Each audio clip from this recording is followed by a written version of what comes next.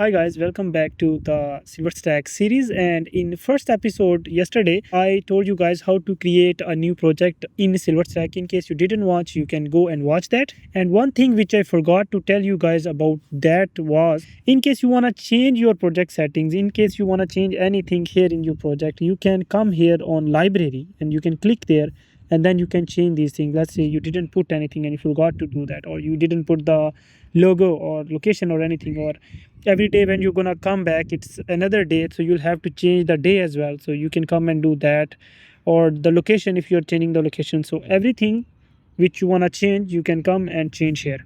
Now I'm gonna just show you the overlay, how everything is working, what is where and what is doing what. So first of all, I will start with this. So this configuration, if I change any of the folders here, this is the library overall, but in case I go in days, then it's gonna start showing you about those. Like let's say I will open this folder, I will go to camera media, and let's say camera A, and I have this card. If I want to see this card's overview, like what is the duration of this card, what is the size of this card and everything, I can just click on this and I can see that overview of that particular card, or that whole camera footage of the day, you know.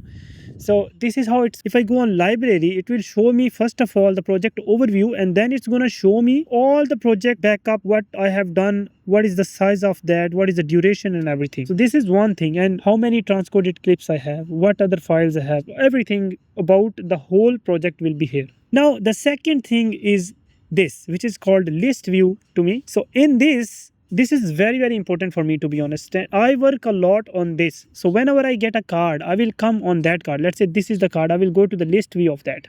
In the meantime, when the card came after an hour or half an hour, the VT on shoot on set, he will send me the good takes, and I have kept the flag and starring here, so I can literally flag that clip and give it stars. There is one more thing, I have configured it in my way. When you will open your screen, you might not see it this way, but for me it's very important to keep it this way. So I always keep my flags first, then rating, then the preview, just like the small thumbnails, and then the names, duration, frames, camera if it's camera A, B, C, and then exposure index or ISO, white balance, shutter angle. Shutter angle is very important. Why is this important? So sometimes they change the shutter on set, and when they change the shutter, you will see that like 172 or something like that, or let's say 140 or 90 shutter.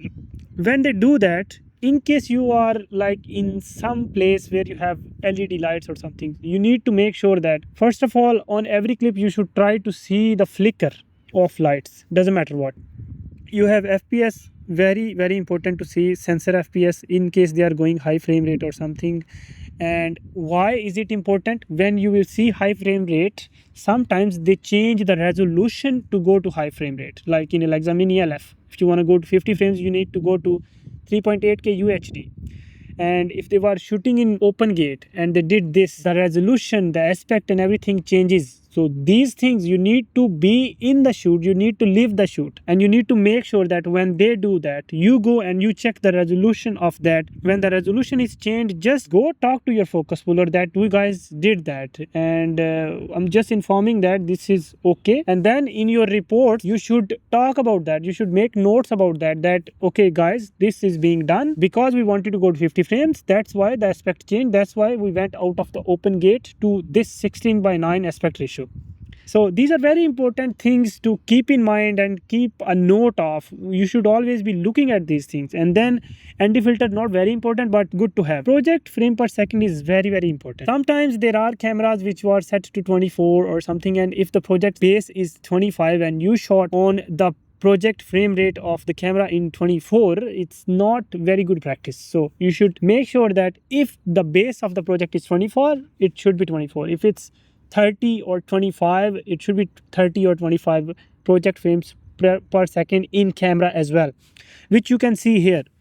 So whenever a card comes, you come here and you see those things. I am sorry I didn't talk about all these right away. This way, when I'm talking about this, it's good that you will have the understanding, and then I will now set up a proper workflow where you can start a proper backup as well. But when you do the backup, it's not only the backup what you're doing, you need to check all these things which are very important, like the resolution. When you change the frame rate, the resolution sometimes needs to change. So on this project, if you know Sony Venus camera, Sony Venus 2, it's 8.6K when it's in open gate. But before, when we were gonna shoot on the gear check, we discussed about this. We talked about this, that we will have to go to 50 frames most of the time. So for that, we decided 8.2K resolution for the whole project. So we don't change it. That's why we stick to 8.2. Otherwise, we have some 25 frame per second shots as well. You can see that.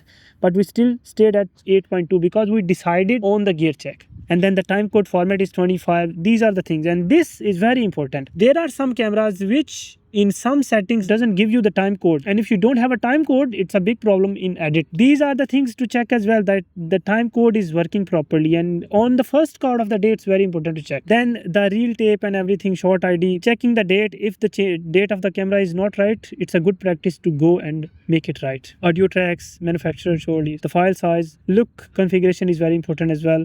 Native ISO, if it's shot on 800 or 2500 or 800 and 3200 for your index, and then the color space and how many backups it did. So these are very important things, and I just wanted to show you here, and because of that I just went through. So then you have the thumbnails, where you can see the thumbnails of the clips. A good one to have. I don't really stay in this much, but here you can see how many clips you have, how they look and everything, and if there is something different by looking at them, you can see if there was something over or under if you compare them right away in front of you. So guys, I recorded all this, and it was a long video, by the way, but there was something. I was sitting outside in a park while I was recording this. I am sure you have noticed the wind, and that wind got worse and I didn't notice that. It was a long video, but I'm gonna stop here, and tomorrow I'll start right away from here where I stopped. I will explain the playback view and everything, and then after that I will show you how to set up your backups and everything. Actually, I did that today, but the sound was not good, so I don't want to continue like this, and I hope you guys can understand. So see you in the next one.